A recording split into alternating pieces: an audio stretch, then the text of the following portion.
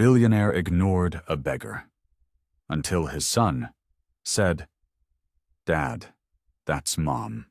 Billionaire ignored a beggar, until his son said, "Dad, that's Mom." The late afternoon sun cast long shadows across the city streets as Alexander Carter strode purposefully along the crowded sidewalk. His Italian leather shoes clicked against the concrete, matching the confident rhythm of his steps.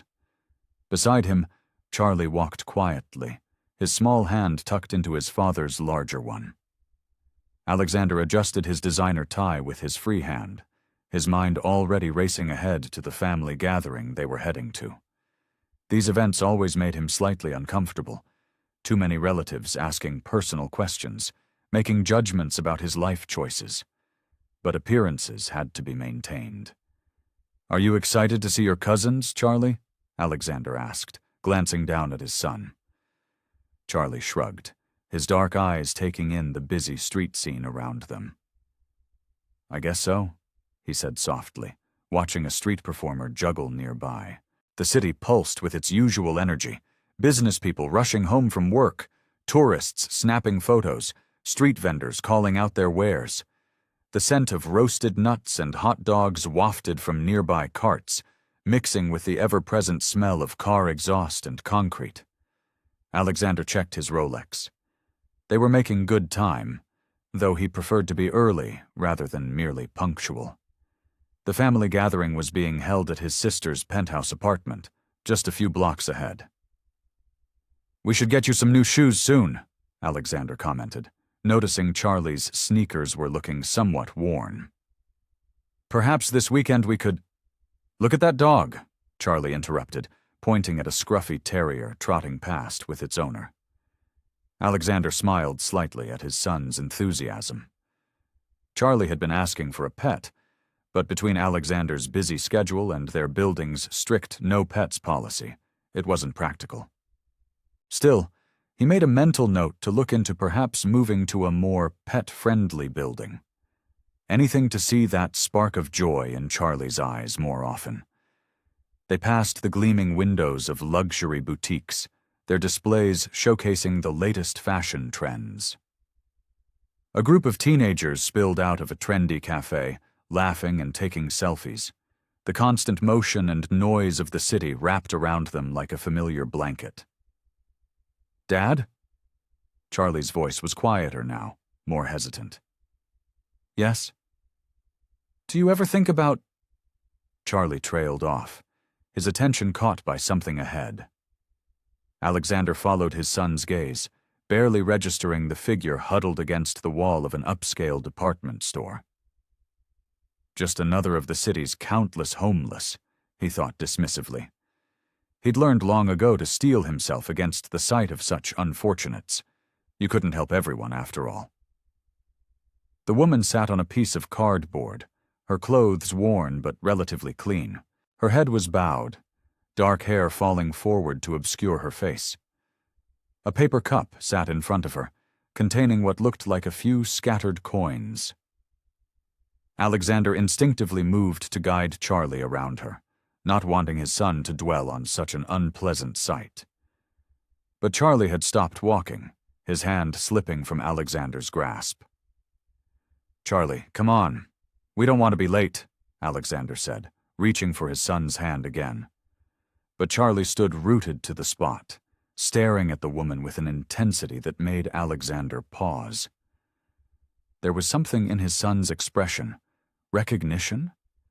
But that couldn't be. "Dad," Charlie said, his voice clear and steady in the cacophony of city noise. He lifted his arm, pointing directly at the homeless woman. "That's Mom." Alexander's world tilted on its axis. The bustling street seemed to fade away, leaving only the hunched figure before them in sharp focus.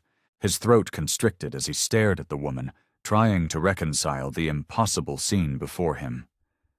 No, it couldn't be Sarah. But as he looked closer, details emerged like a photograph slowly developing. The curve of her neck, visible beneath the tangled dark hair. The way her shoulders hunched forward. a posture he'd seen 1,000 times when she was lost in thought. Even through the layers of worn clothing, he recognized the delicate structure of her frame. His chest tightened painfully. Sarah. The name escaped his lips in a whisper, foreign yet achingly familiar. The woman's head lifted slightly, just enough for Alexander to catch a glimpse of her profile. The years had left their mark, but the fine bone structure was unmistakable. Those high cheekbones that had once captivated him at a charity gala, now sharp with what he feared was hunger rather than genetics. Doubt and denial warred in his mind. This had to be some cruel coincidence. Sarah had her own life, her own success. The last he'd heard, through mutual acquaintances, she'd been doing well. Not thriving, perhaps, but certainly not. This. Charlie, Alexander managed, his voice hoarse. What do you mean? How could you possibly?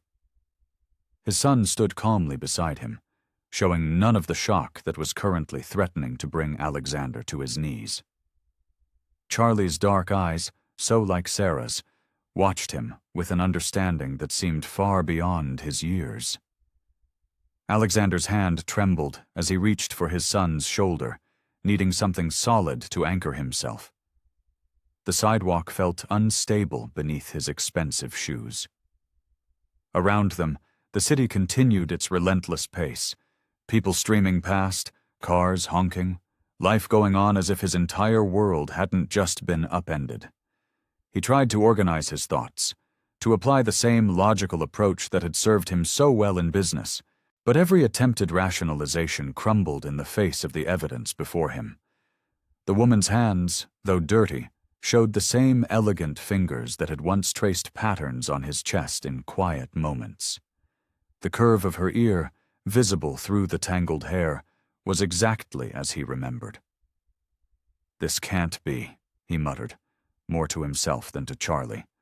"Your mother, she's not—" Memories flooded back unbidden, their last fight, her tears as he walked out, choosing his ambition over their marriage, the papers he'd signed without reading, too busy building his empire to care about the details of their divorce, the checks he'd sent, believing money could absolve him of responsibility. Charlie's small hand slipped into his, the touch both comforting and accusatory. "It's okay, Dad," his son said, with that same unnerving calmness. "I've known for a while." Alexander's head snapped down to look at his son. "Known what? About you. About who you are." Charlie's gaze was steady, unflinching. "She's the one who told me you're my dad." The words hit Alexander like a physical blow. The implications crashed over him in waves. Sarah had known who he was all along, had told their son about him. While he'd been living in his penthouse, making millions, attending galas. She'd been here, on the streets. And Charlie? Charlie had known. Every time they'd met for their court-mandated visits, every holiday, every birthday, his son had carried this knowledge. The weight of it threatened to crush Alexander's chest. The woman, Sarah, still hadn't looked up fully, hadn't acknowledged their presence, but now Alexander noticed how her shoulders had tensed, how her fingers gripped the paper cup more tightly. She was aware of them, aware of this moment of revelation. He stood frozen on the sidewalk, his expensive suit feeling like a costume, his success turning to ashes in his mouth. The carefully constructed narrative of his life, the successful businessman who had simply grown apart from his first wife, crumbled in the face of this harsh reality. Alexander's pulse thundered in his ears as he watched Sarah's retreating form. Her shoulders were hunched against the cold, her worn jacket hanging loosely on her frame. Each step she took seemed to physically pain him, as if she were walking away with a piece of his heart all over again. Charlie's small hand remained firmly in his, a warm anchor to reality. His son's grip tightened slightly, and Alexander glanced down to find those familiar dark eyes, Sarah's eyes, watching him with a mixture of concern and curiosity. The boy couldn't possibly understand the full weight of this moment, the years of guilt and regret crashing down around them on this ordinary city street. People continued to stream past them on the busy sidewalk, their shoulders occasionally bumping against Alexander, as if to remind him he was standing still in a world that refused to stop moving. A businessman rushed past, phone pressed to his ear, and Alexander caught a glimpse of his own reflection in a store window. Expensive suit, perfectly styled hair, the very picture of success. The contrast between his appearance and Sarah's made him feel sick to his stomach. "Dad?" Charlie's voice was quiet, uncertain. "Are you okay?" The question snapped Alexander out of his daze. Sarah was getting further away, about to disappear around the corner. Without conscious thought, his feet began to move, pulling Charlie along with him. "We need to," he started, then stopped, unsure how to explain this to his son. How do you tell a child you're chasing after the mother you abandoned years ago? They quickened their pace, weaving through the crowd. Alexander's height gave him an advantage. He could see Sarah's dark hair above the sea of pedestrians. She was moving faster now, as if she sensed their pursuit. Each of her steps seemed purposeful, determined to put distance between them. "Sarah!" The name burst from his lips before he could stop himself, loud enough to turn heads in the crowd. But she didn't slow down. If anything, her pace increased. Charlie stumbled slightly, trying to keep up with his longer strides, and Alexander forced himself to slow down. His son's hand was sweaty in his now, but the boy didn't complain about their sudden chase through the city streets. "Sarah, please!" he called out again, his voice carrying a note of desperation that would have embarrassed him in any other situation. But pride had no place here, not anymore. Not after what he'd just learned. She ducked her head lower, weaving between other pedestrians with the practiced ease of someone who'd spent years navigating these streets. Her movements were quick, efficient, so different from the graceful woman who used to dance around their kitchen on Sunday mornings. The crowd seemed to thicken, conspiring against him. A tour group suddenly emerged from a store entrance, forcing Alexander and Charlie to sidestep. A street vendor's cart created another obstacle. Each second they lost felt crucial, as if Sarah might disappear forever if he couldn't reach her now. "Mom's really fast," Charlie observed, slightly out of breath but managing to keep pace. The casual way he said, "Mom," struck Alexander like a physical blow. While he'd been living his life of luxury, his son had known, had always known, who his father was, who his mother was. The weight of that knowledge must have been enormous for such young shoulders. They were gaining on her now, close enough that Alexander could see the frayed edges of her jacket, the worn soles of her shoes. But she refused to acknowledge their presence, refused to slow down or turn around. Her body language screamed rejection, every line of her posture telling him to stay away. The distance between them continued to shrink, but the emotional gulf felt wider than ever. Alexander's chest ached with each step, remembering the last time he'd seen her, proud, defiant, refusing to beg him to stay. Now here they were again, him chasing, her running, their son caught between them just like before. Sarah stopped abruptly, her worn shoes scraping against the concrete as she turned to face them. The late afternoon sun cast harsh shadows across her face, highlighting the hollows beneath her cheekbones and the tired lines around her eyes.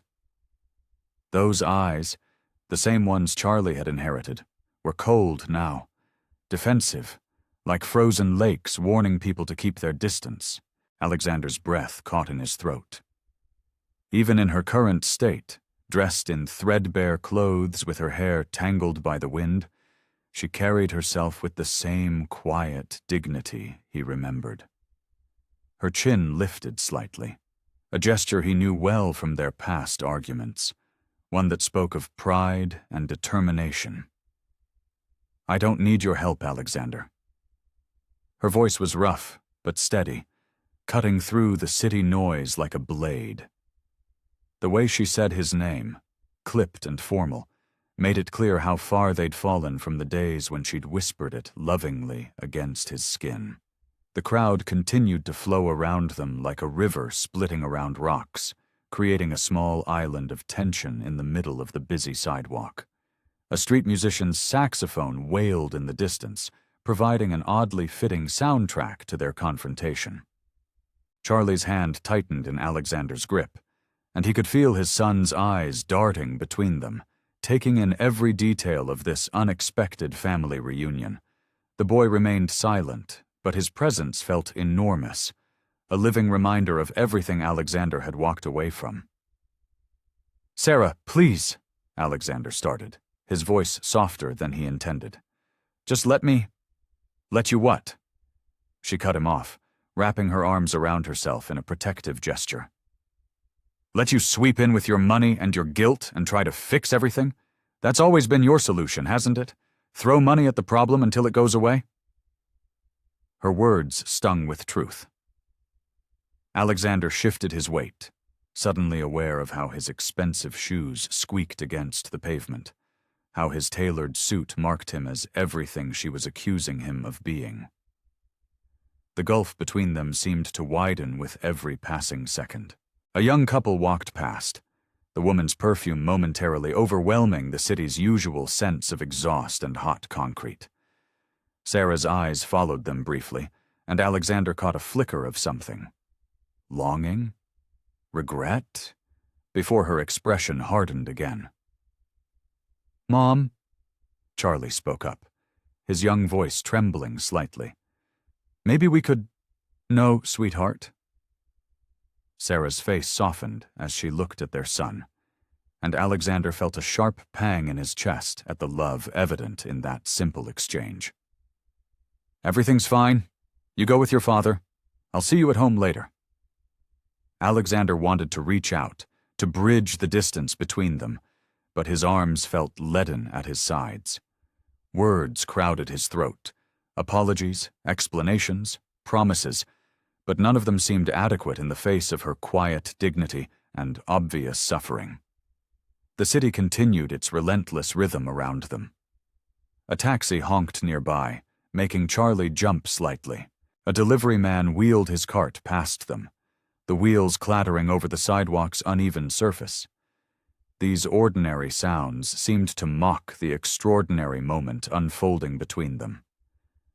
Sarah took a step backward, then another.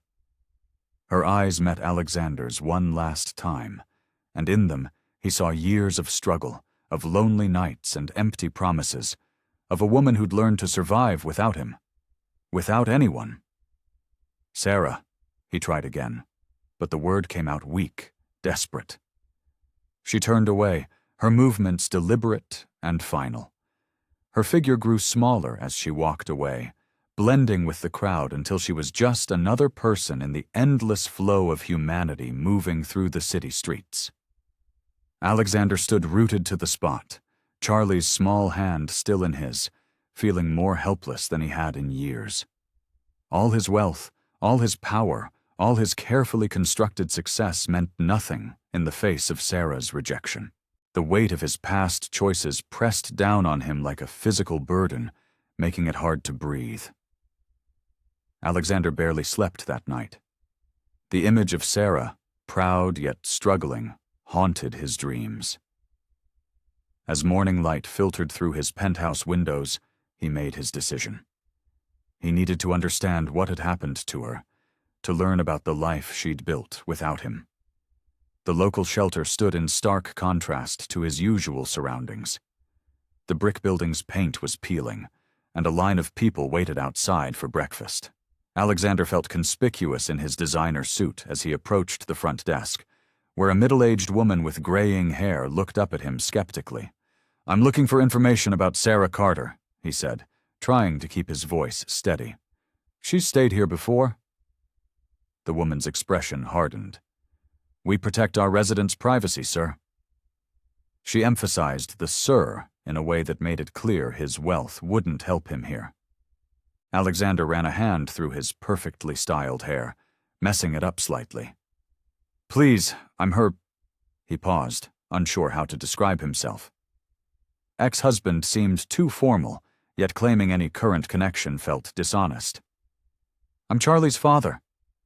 A younger staff member sorting donations nearby stopped what she was doing, recognition flickering across her face. "Charlie's dad?" She approached the desk, studying him carefully. "Sarah mentioned you might come around eventually." The gray-haired woman shot her colleague a warning look, but the younger woman continued. "I'm Jenny. Sarah helped me organize the children's reading program here." She gestured to a corner where worn books filled mismatched shelves. Even when she had nothing, she gave everything she could to others. Alexander's chest tightened. Of course she did.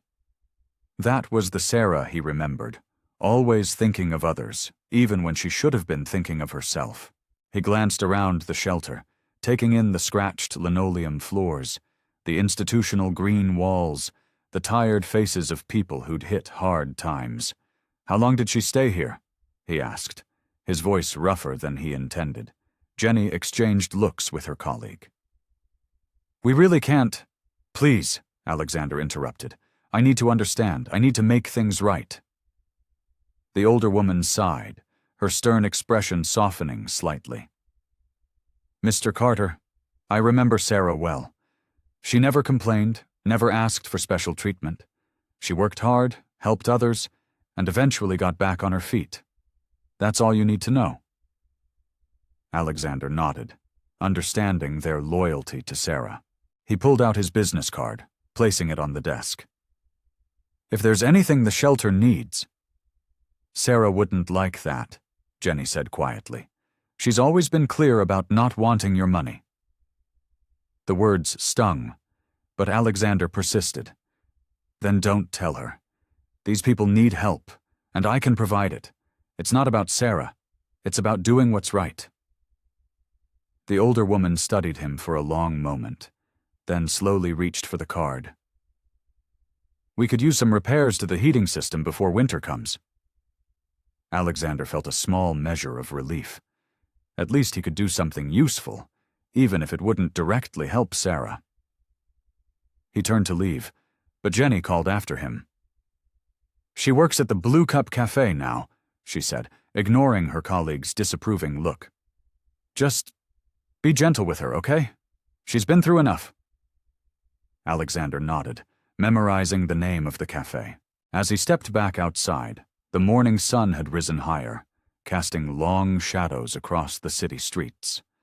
The line for breakfast had grown longer, and he noticed a mother with 2 small children among those waiting.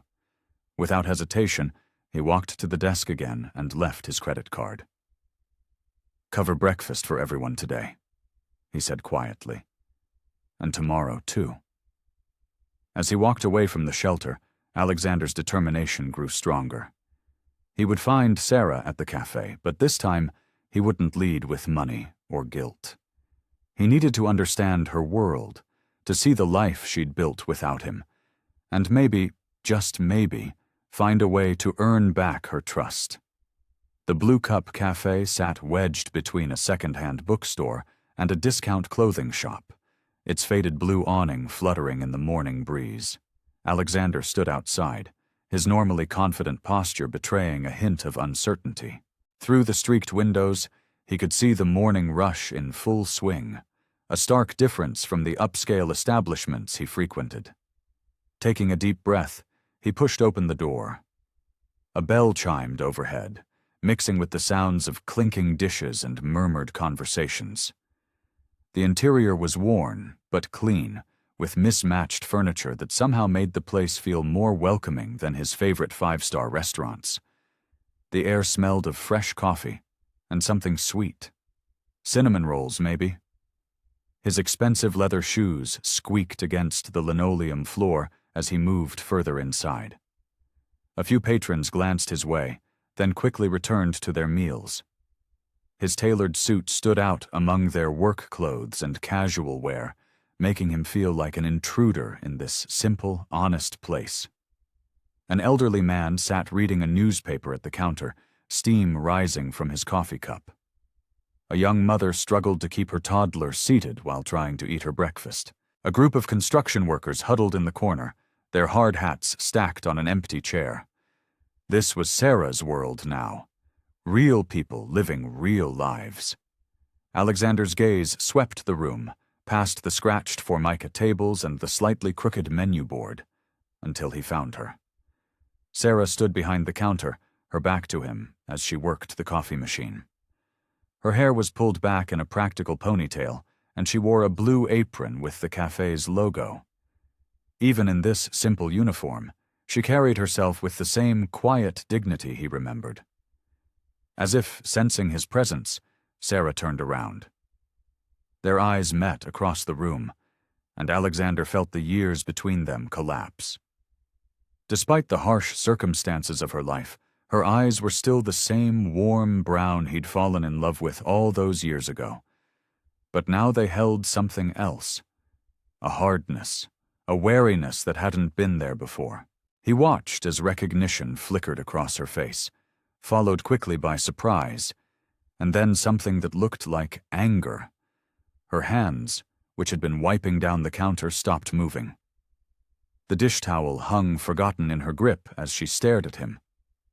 Alexander took a step forward, then another.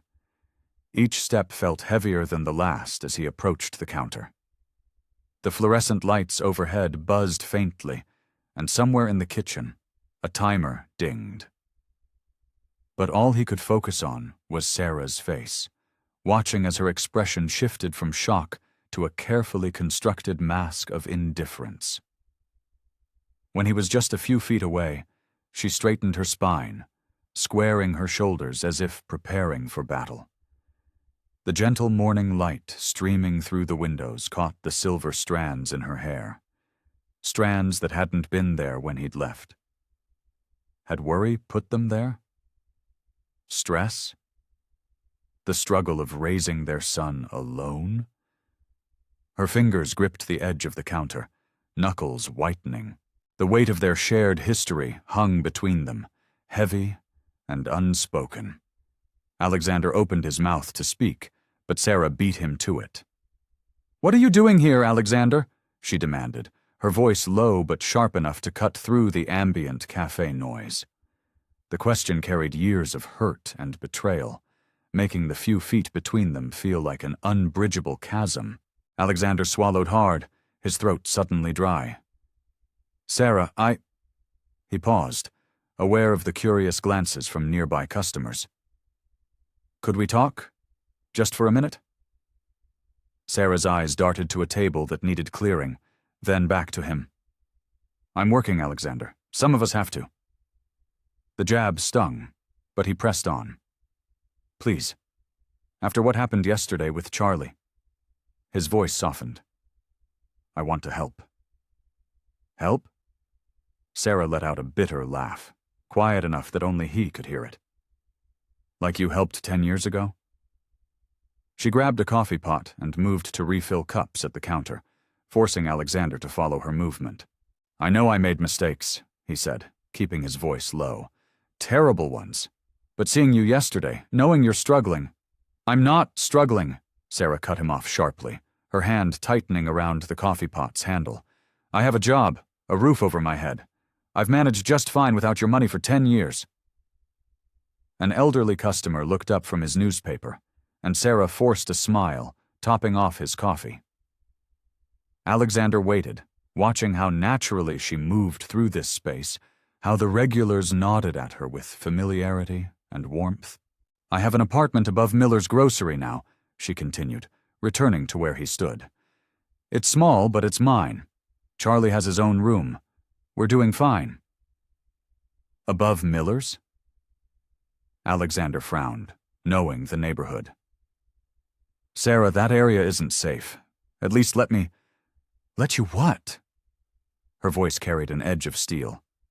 "Sweep in with your millions and save us? Move us to some luxury apartment so you can feel better about yourself?" She set the coffee pot down with more force than necessary. "I don't need your guilt money, Alexander." A young waitress appeared beside Sarah, holding a stack of menus. "You okay, Sarah?" she asked, eyeing Alexander suspiciously. Sarah's expression softened as she turned to her co-worker. "I'm fine, Jenny, thanks." She looked back at Alexander, her professional mask firmly in place. "If you're not ordering anything, I have other customers to attend to." "Sarah, please." Alexander leaned forward, lowering his voice.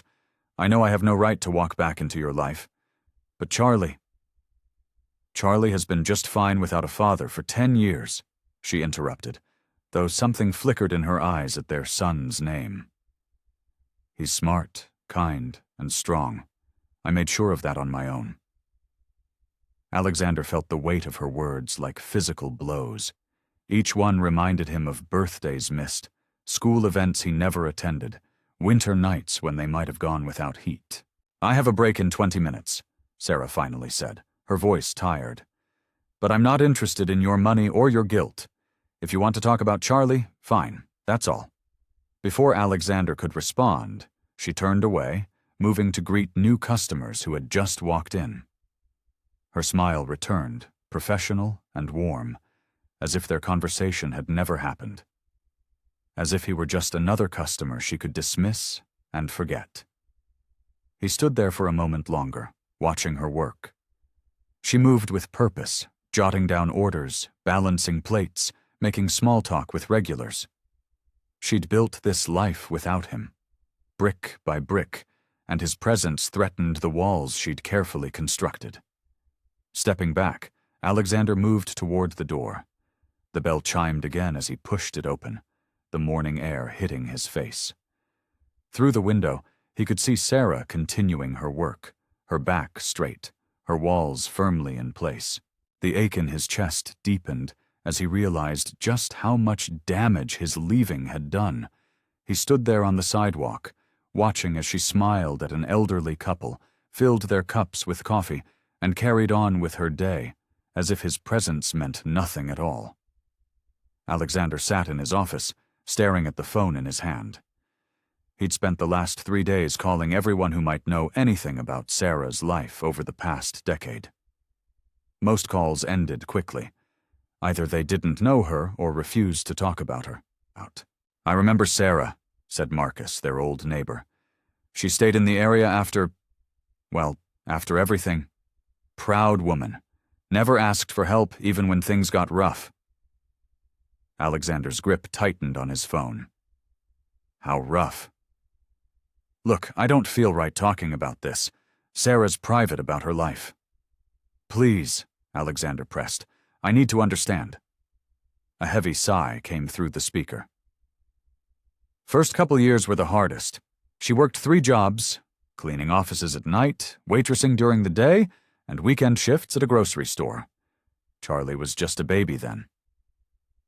Alexander closed his eyes, the image of Sarah exhausted, juggling an infant and multiple jobs, making his stomach turn. He spent the afternoon driving through Sarah's neighborhood, noting the rundown buildings and broken streetlights. The Miller's grocery building looked worse up close, peeling paint, rusty fire escape, cracked windows in the upper floors where the apartments were. At the local community center, he found more pieces of the puzzle. The receptionist, an elderly woman named Dorothy, remembered Sarah well. "Oh, Sarah Carter? She volunteers here when she can," Dorothy said, brightening. "Helps with the after-school program. Charlie practically grew up in these halls while she worked." "She volunteers? Even with everything else?" Dorothy nodded. "That's Sarah for you. Always giving, even when she has little to spare. Did you know she started a small reading group for the neighborhood kids? Uses her lunch breaks to run it." Each new detail felt like a knife twisting in his chest. While he'd been building his empire, Sarah had been building something far more valuable. A life of meaning, of giving, despite having so little. He visited the shelter where he'd first inquired about her. This time, a different staff member was working. Someone more willing to talk. Sarah stayed here for a few months when Charlie was about 2, the worker shared. But she wouldn't take any long-term assistance. Said others needed it more. She found work, saved every penny, and moved out as soon as she could afford that tiny apartment above Miller's. Has she ever accepted any help? Alexander asked. Not really. We've offered. Many of us have. She's got a support system here, but it's all emotional support, friendship. Won't take anything else. The worker paused. Though she's always the first to help others. Last winter, she gave her coat to a new arrival, walked home in the snow herself. Alexander left the shelter, his mind swimming with new information. He drove past the cafe where Sarah worked, watching as she moved efficiently between tables. Her second job of the day, he now knew, before she'd head to her night shift cleaning offices. The final piece came from Tom, the owner of Miller's Grocery. Sarah's been living upstairs for almost 7 years now, he said, stocking shelves as he talked. Pays her rent on time, keeps to herself mostly. Charlie's a good kid, helps carry groceries for the elderly customers sometimes. The building's not in great shape, Alexander observed. Tom shrugged. She won't move. I've suggested better places, but she says it's home. Pride's a powerful thing, Mr. Carter. Sometimes it's all a person has. Alexander stood outside the grocery store, looking up at the window he now knew was Sarah's. A small potted plant sat on the windowsill, a touch of life in the otherwise dreary building. 10 years of struggle, of working multiple jobs, of giving to others when she had nothing herself. 10 years of refusing help, of building a life from scratch, of raising their son alone. And through it all, she'd never once reached out to him for help, never used Charlie to guilt him, never tried to claim any of the wealth he'd accumulated. She'd simply carried on, day after day, year after year, building something real and meaningful in this forgotten corner of the city. The weight of his absence, of his choices, felt heavier than ever before. Alexander stood in the shadows of the shelter's entrance, watching Sarah move among the people gathered there. She wore a faded blue uniform, clearly having come straight from her cafe job. But her exhaustion didn't show in how she treated others. Her movements were gentle, purposeful, as she handed out blankets and steaming cups of soup. "Here you go, Mrs. Wilson," Sarah said softly to an elderly woman. "I made sure it's not too hot."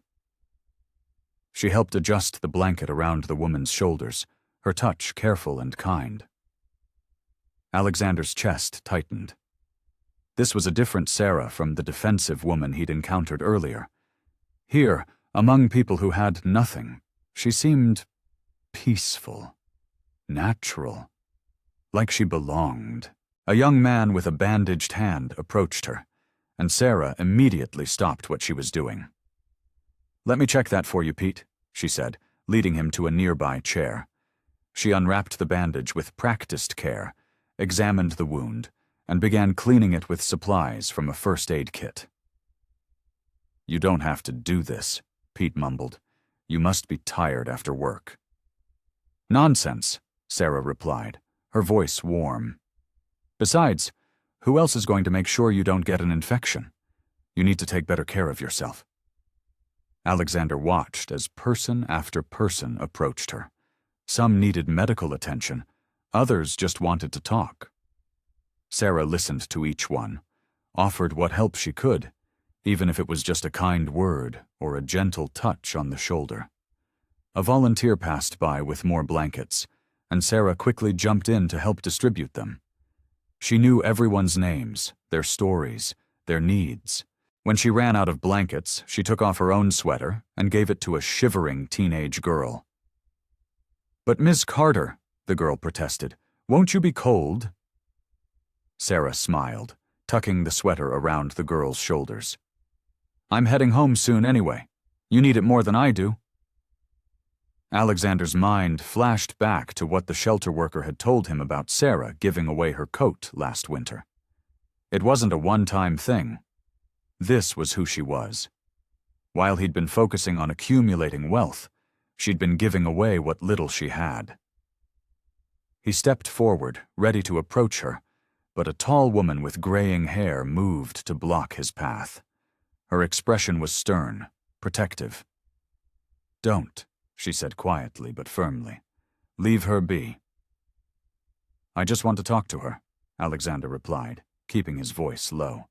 The woman, her name tag read Margaret, shook her head. "I know who you are, Mr. Carter. Sarah's mentioned you once or twice."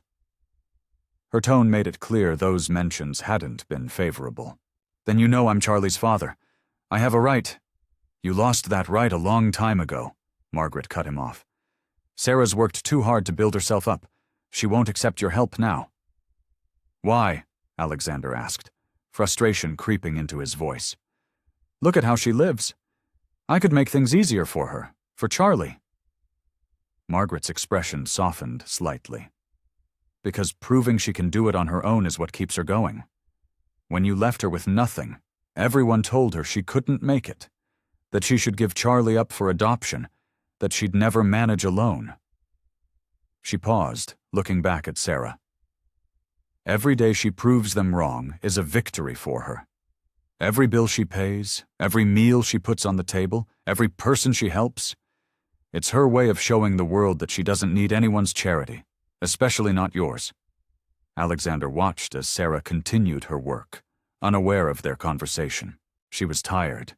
He could see it in the slight droop of her shoulders. But her smile never wavered as she helped an old man to his feet. "She's the strongest person I've ever met," Margaret added softly. "And she'll never accept your help because accepting it would mean admitting she needed you. That's something her pride won't allow."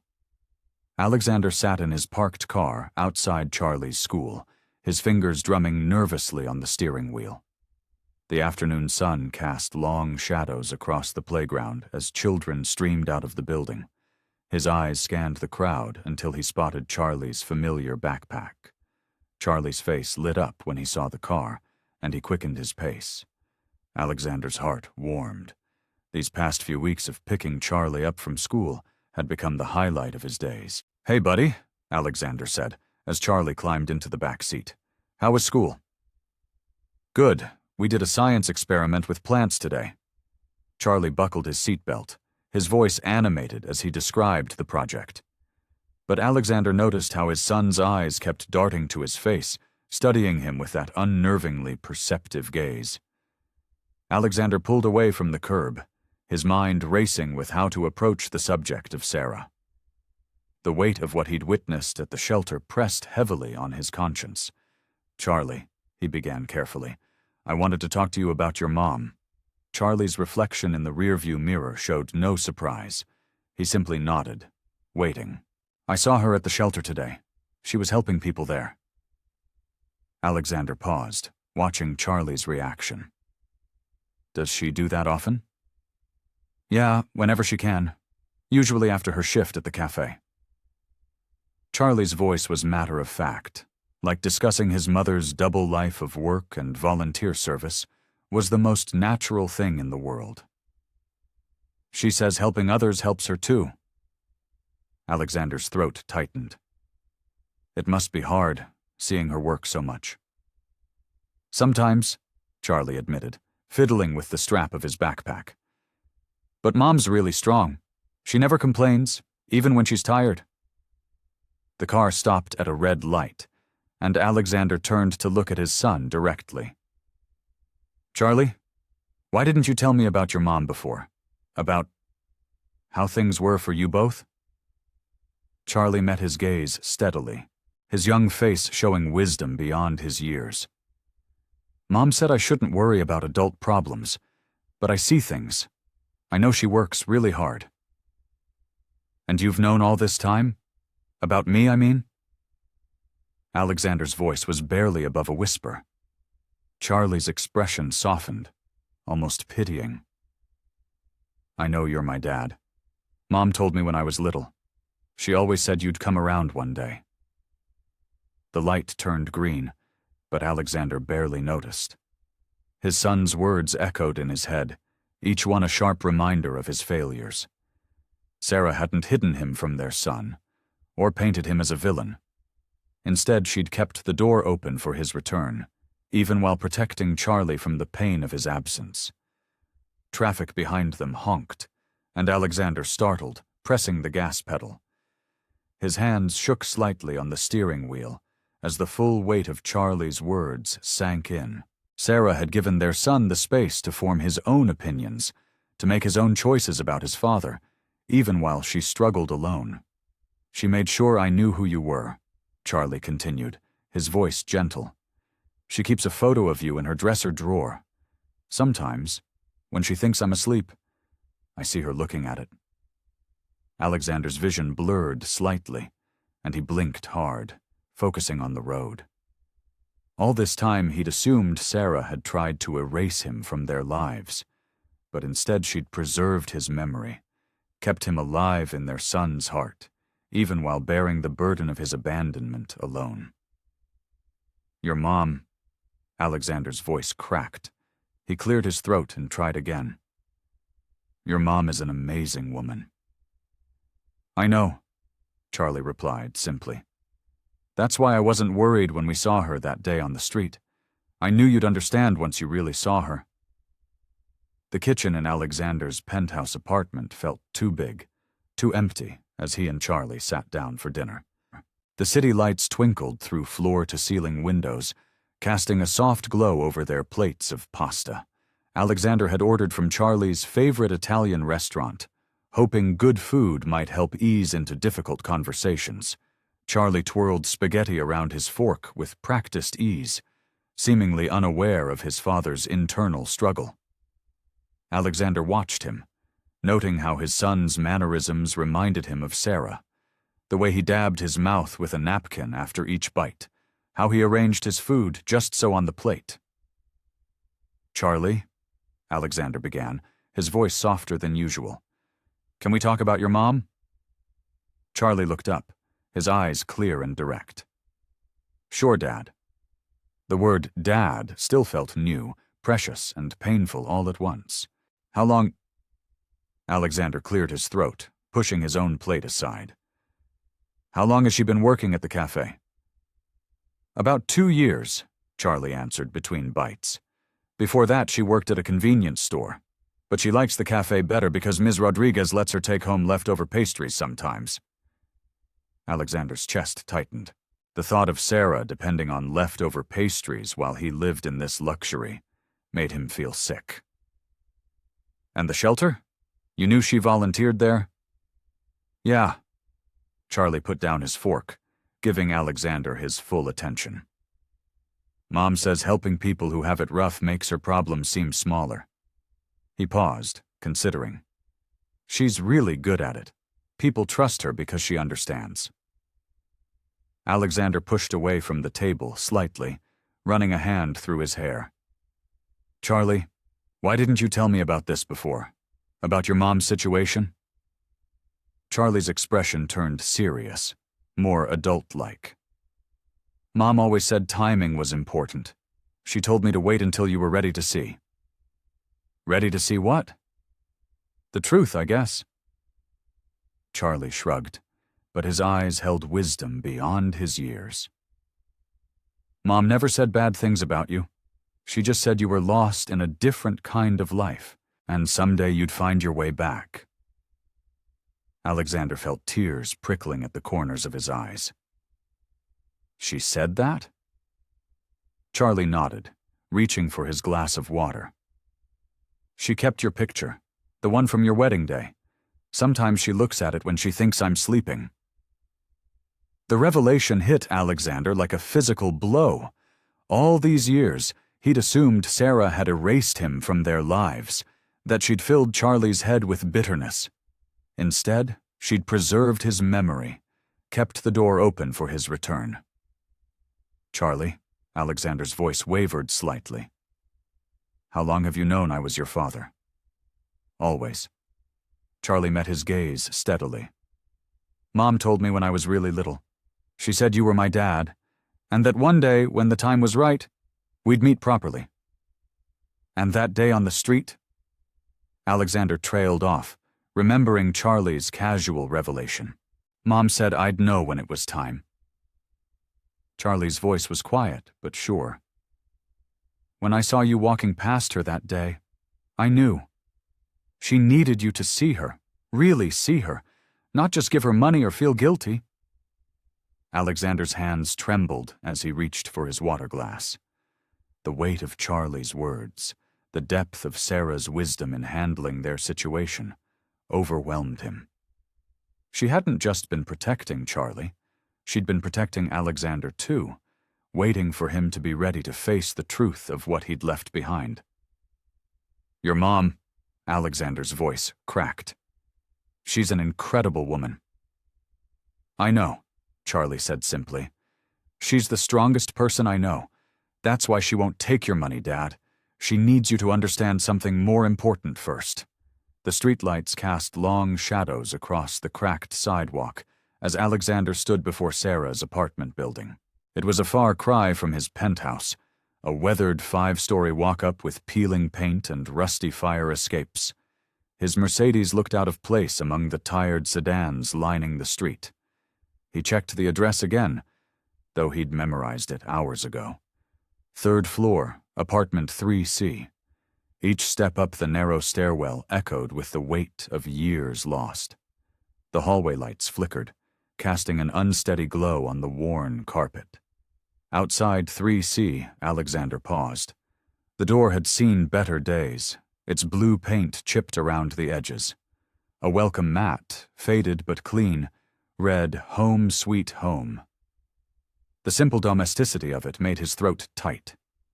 He knocked 3 times, soft but deliberate. Footsteps approached from inside. He recognized Sarah's particular gait, though it was heavier now than he remembered. The door opened partially, held by a security chain. Sarah's eyes widened slightly at the sight of him. She wore simple black pants and a white t-shirt, her work uniform from the cafe. Her hair was pulled back in a messy bun, revealing the fine lines around her eyes that hadn't been there when he'd left. Alexander. His name came out guarded, careful. What are you doing here? I talked with Charlie, he said softly. Really talked with him. Can I come in? Please? Sarah studied him for a long moment. The hallway's fluorescent lights hummed overhead, marking each second of silence. Finally, she closed the door, and he heard the chain sliding free before it opened fully. The apartment was small, but immaculate. A second-hand couch dominated the living room, covered with carefully arranged throw pillows. Family photos lined the walls. Charlie through various ages, always smiling, always with Sarah. There wasn't a single photo of Alexander. Charlie's at your place? Sarah asked, moving to the kitchen area.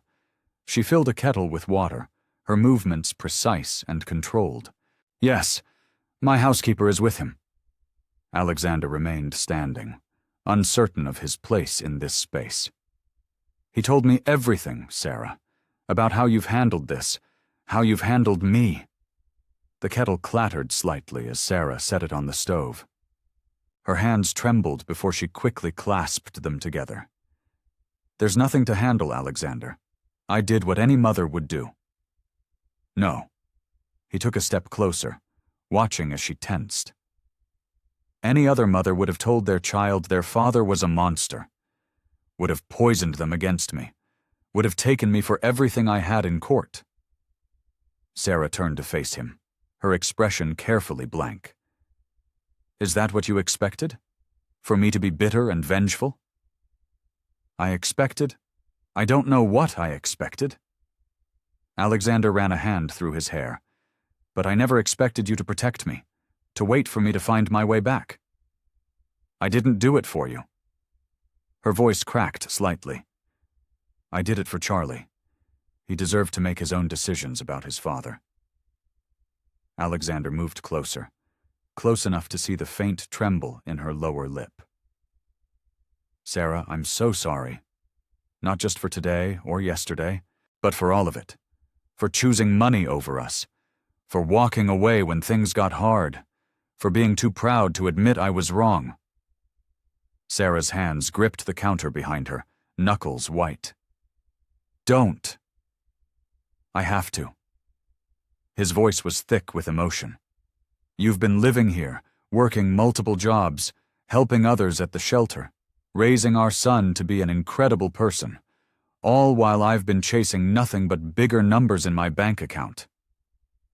A tear slipped down Sarah's cheek, quickly wiped away. Stop it, Alexander.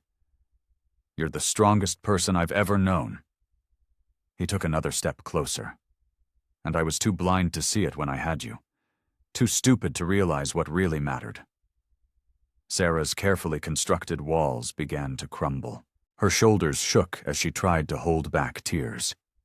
You can't just come here and say these things. You can't. I know I can't fix it with money or grand gestures. Alexander's own eyes were wet now. But I need you to know how sorry I am. How much I regret leaving you both. The dam finally broke. Sarah's composure shattered as years of buried pain rose to the surface. Her hands came up to cover her face, but not before Alexander saw the raw anguish there, the hurt of abandonment, the struggle of single motherhood, the weight of protecting their son from the truth of his father's desertion. Sarah's shoulders shook as she tried to compose herself, her hands trembling against the kitchen counter. The small apartment felt even smaller with Alexander's presence filling every corner, his expensive suit out of place among her modest furnishings. You want to talk? She asked, her voice barely steady. Fine, let's talk. She moved to the worn couch, settling into the familiar dip in the cushions. Alexander hesitated before taking a seat in the adjacent armchair, looking uncomfortable in the threadbare furniture. I've been thinking about everything, he began, his usual confidence absent. About how I left, about what you must have gone through. What I must have gone through. Sarah's laugh was hollow. You have no idea, Alexander. None. She glanced at the wall of photos. Charlie's first day of school, his little league games, birthday parties in the park because they couldn't afford proper venues. Do you know what it's like to tell your 5-year-old that Santa might not come this year? To watch other kids get picked up by both parents while yours asks why Daddy doesn't love him enough to visit? Alexander's face paled. Sarah, No, you wanted to talk. So listen. She stood up, pacing the small living room. I worked 3 jobs when Charlie was a baby. The daycare lady felt so sorry for us she'd let him stay extra hours for free. I'd come home so tired I could barely hold him, but I had to because he needed me. He only had me. Her voice cracked on the last word, and she paused to steady herself. The worst part wasn't the poverty, Alexander. It wasn't the endless shifts or the nights I went hungry so Charlie could eat. It was watching our son grow up wondering if there was something wrong with him, something that made his father leave. Alexander's hands clenched in his lap. I never meant— Of course you didn't mean to, Sarah cut in. You never mean to hurt anyone, do you? You just make decisions based on what's best for you, what makes you most comfortable, and we were just inconvenient. She walked to the window, looking out at the city lights. You know what the hardest part was? Protecting you. Making sure Charlie knew you weren't a monster, that you were just lost. Every time he asked about you, I could have told him the truth, that you chose money over us, that you walked away without looking back. But I didn't. Why? Alexander's voice was barely above a whisper. Sarah turned back to him, her eyes glistening. Because he deserved the chance to love his father without my pain getting in the way. Because I knew that someday you might realize what you'd thrown away, and I didn't want your relationship with him to be poisoned by my bitterness. She sank back onto the couch, suddenly looking exhausted. But do you know what that cost me? To keep all that inside? To smile and tell him Daddy's just busy when really, you were living your best life less than an hour away? Alexander's face showed the impact of each word, each revelation hitting him like a physical blow. The weight of his choices, the consequences of his abandonment were finally becoming clear. The night Charlie had pneumonia, Sarah continued, her voice breaking.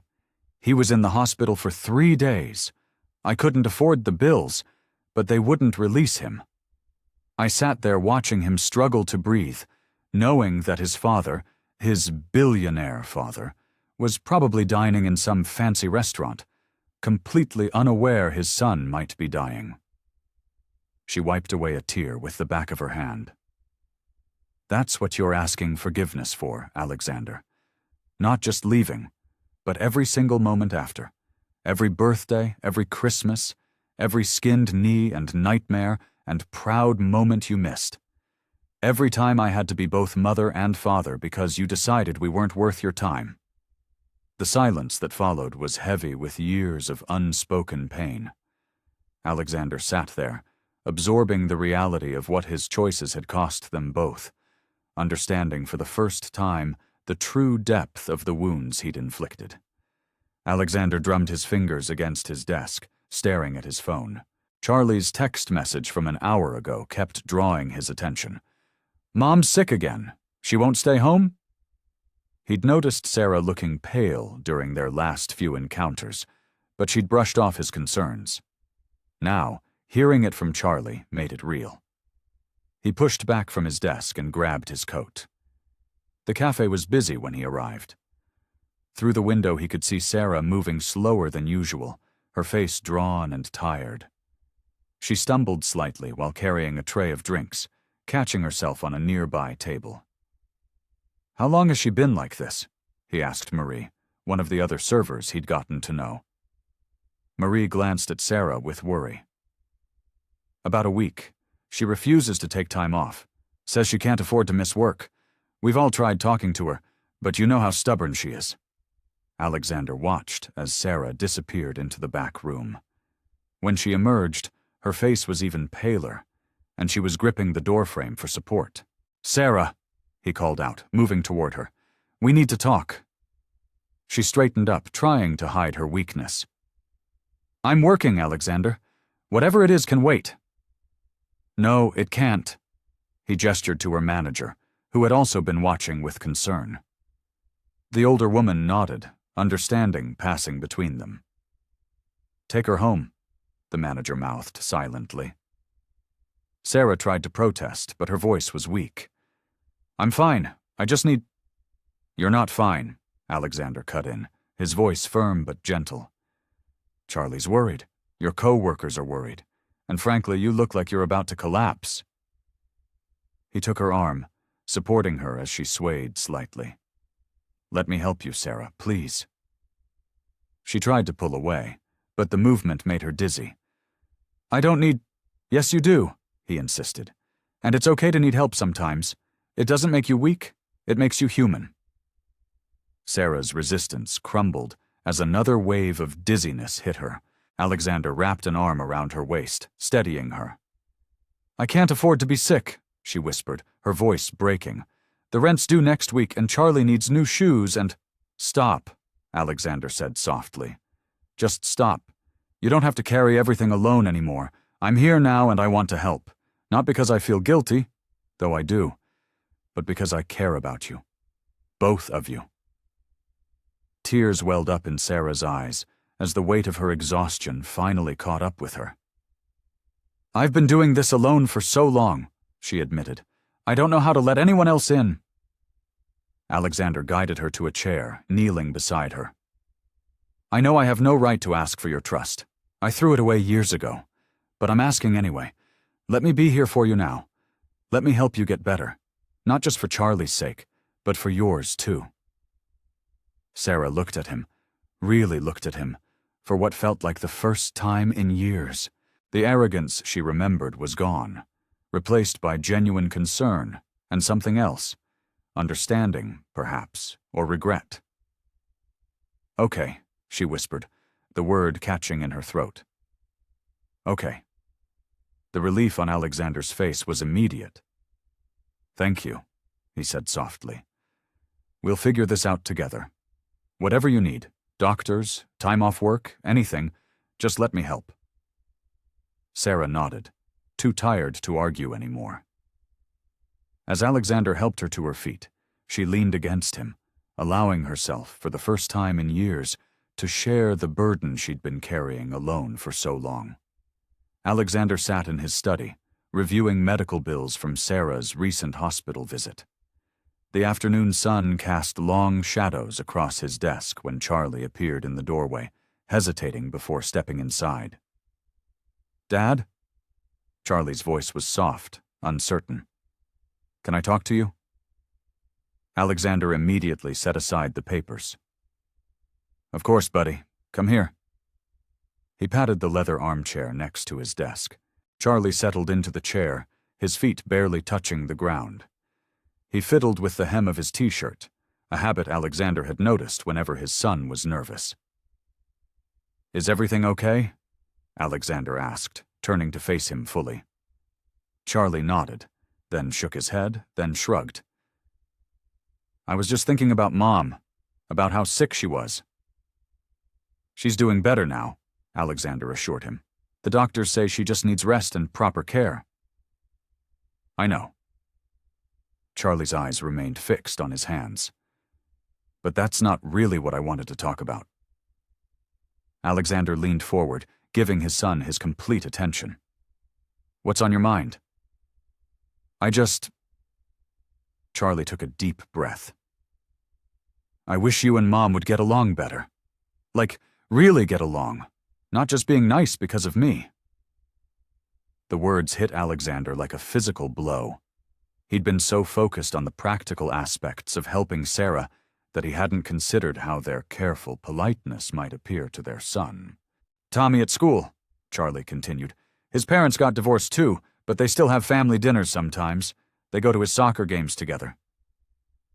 He finally looked up at Alexander, his eyes full of hope and uncertainty. "Could we ever be like that?" Alexander felt his throat tighten. "Is that what you want?" "I want us to be a real family," Charlie admitted. "Even if you and Mom don't live together. I want us to do things together sometimes, without everyone being weird or sad or angry." The weight of his son's words settled heavily on Alexander's shoulders. He'd been trying to make up for lost time, but he hadn't realized how deeply Charlie yearned for genuine harmony between his parents. "You know," Charlie added, his voice barely above a whisper, "Mom keeps all my report cards, the ones you sent money for my birthday. She saved every envelope. She never says bad things about you, even when she's really tired or upset." Alexander closed his eyes briefly, overwhelmed by the significance of these small details. Sarah had every right to be bitter, to poison their son against him, but she'd chosen a higher road. "And you," Charlie continued, gaining confidence. "You look at Mom different now. Not like when we first saw her on the street. You look worried about her like I do." Alexander felt exposed under his son's perceptive gaze. Children, he was learning, noticed far more than adults gave them credit for. "I want to fix things," Alexander said finally. "Not just the practical stuff, like making sure you and your mom have everything you need.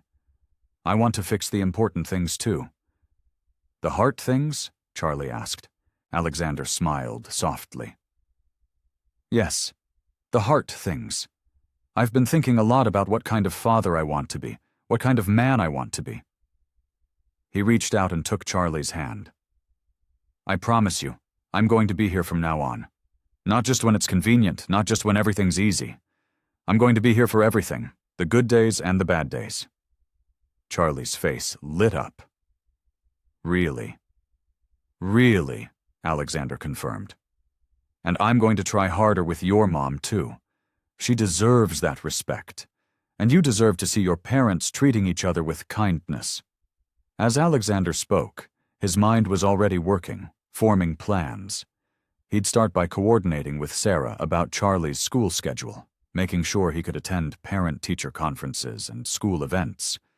He'd suggest family dinners, maybe once a week to start. Small steps, building trust and comfort gradually. Charlie launched himself from the chair and wrapped his arms around Alexander's neck. "Thanks, Dad," he whispered. Holding his son close, Alexander knew this wasn't just about making Charlie happy. It was about becoming the man he should have been years ago, about creating the family bonds that should have never been broken in the first place. Sarah sat rigid in the waiting room chair, her fingers drumming an anxious rhythm on her knee. The sterile smell of disinfectant filled the air, mixing with the soft murmur of conversations and the occasional ring of the receptionist's phone. Alexander watched her from the corner of his eye, noticing how she seemed smaller somehow in the harsh fluorescent lighting. "You don't have to stay," she said, not looking at him. Her voice was quiet but carried an edge of defensiveness. "I want to," Alexander replied simply. He resisted the urge to reach for her hand, knowing she wasn't ready for that kind of comfort. Instead, he focused on the clipboard in her lap, where her medical history form remained half empty. Sarah's pen hovered over the paper. "I don't remember the dates of everything," she admitted reluctantly. "That's okay. The doctor will understand." Alexander kept his voice gentle, neutral. "Just write what you know." A young mother walked past with a crying toddler, and Sarah's eyes followed them. Alexander saw something flash across her face, pain, maybe remembrance. He wondered if she was thinking about when Charlie was that age, all the doctor's visits she'd handled alone. "I should have been there," he said suddenly, the words escaping before he could stop them. Sarah's hand stilled on the clipboard. "Yes, you should have."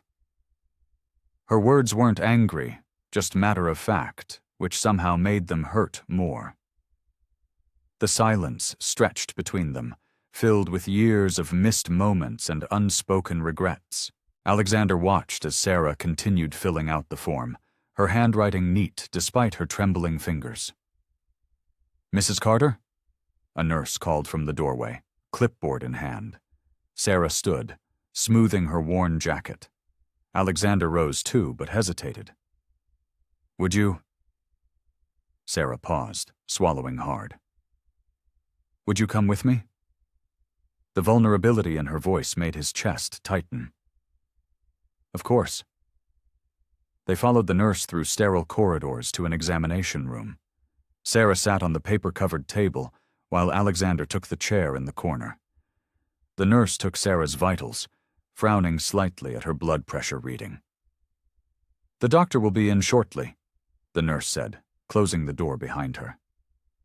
Sarah's feet dangled above the floor, and suddenly Alexander was struck by how young she looked. Not the confident woman who'd refused his help so many times, but someone who was truly scared. "Charlie asked me about you yesterday," she said suddenly, breaking the silence.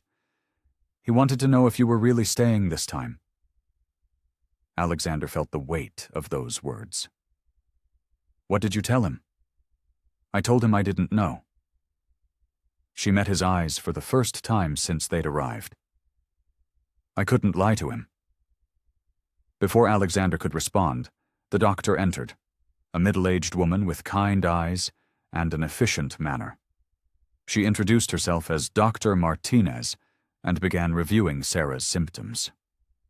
As Sarah described the persistent fatigue, the dizzy spells, the weight loss she'd been trying to hide, Alexander's guilt grew. How long had she been suffering while he lived in ignorance? "We'll need to run some tests, Doctor," Martinez said, making notes in her chart. "Blood work today, and I'd like to schedule an MRI." Sarah's face paled. "I can't. The cost—" "Insurance will cover it," Alexander interrupted firmly. "I've already added you to my policy." Sarah's head snapped toward him. "You what?" "As Charlie's mother, you're eligible for coverage under my plan." He met her gaze steadily. "It's already done." She opened her mouth to argue, then closed it again. Dr. Martinez watched the exchange with understanding in her eyes. "I'll have the nurse come back to draw blood," she said, standing. "We'll get you scheduled for the other tests before you leave." After the doctor left, Sarah stared at her hands. "You had no right to make that decision for me," she said, but her voice lacked its usual fire. "Maybe not," Alexander agreed, "but I'm not going to apologize for making sure you get the care you need. Charlie needs you healthy. I need you healthy." The nurse returned with her supplies, and Sarah turned away as the needle slid into her arm. Without thinking, Alexander moved to her side, offering his hand. To his surprise, she took it, her fingers cold against his palm. In that moment, holding her hand while the nurse drew vial after vial of blood, Alexander made a silent promise. He would be there, through every test, every treatment, every step of whatever lay ahead. This time she wouldn't face it alone. Sarah sat in the hospital's outpatient clinic, absently rubbing the spot where her IV had been. 3 weeks into treatment, and already the color was returning to her cheeks. She watched as Charlie worked on his homework at a small table nearby, his tongue poking out in concentration as he tackled his math problems. "Ready to head home?" Alexander asked, returning with a wheelchair, hospital policy for all patients after treatment. "I can walk," Sarah protested, but there was a hint of amusement in her voice. These small arguments had become almost routine, lacking their earlier bite. "Humor me," Alexander replied, holding the chair steady as she settled into it. Charlie packed up his books, slinging his backpack over one shoulder. The drive home was quiet, comfortable in a way their interactions hadn't been before. Charlie chatted about his school day from the back seat, while Sarah dozed lightly in the passenger seat. Alexander found himself stealing glances at her peaceful expression, noting how much healthier she looked compared to just a few weeks ago. At Sarah's apartment building, Alexander helped with her bags while Charlie bounded ahead to open doors. The modest 2-bedroom space was small but neat, with touches of home throughout. Charlie's artwork on the fridge, a collection of well-worn books on the shelves, fresh flowers in a simple vase on the kitchen counter. "I picked those up yesterday," Alexander said, noticing Sarah's surprise at the flowers. "The place needed some color." Sarah's lips curved into a small smile. "They're beautiful. Thank you." Charlie disappeared into his room to finish his homework, leaving his parents in a moment of awkward silence.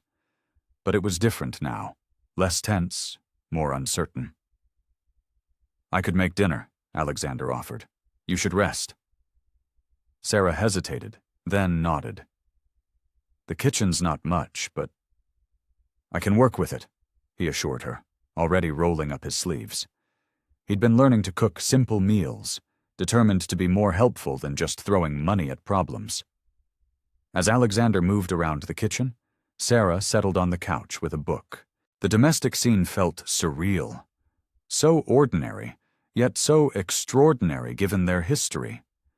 He found himself remembering their early days together, before money and ambition had corrupted everything. "Need any help?" Sarah called, marking her place in the book. "Stay put," Alexander replied firmly. "Doctor's orders are rest." "Since when did you become such a rule follower?" The teasing note in her voice made him smile. "People change," he said softly, meeting her eyes across the room. The moment stretched between them, full of unspoken understanding.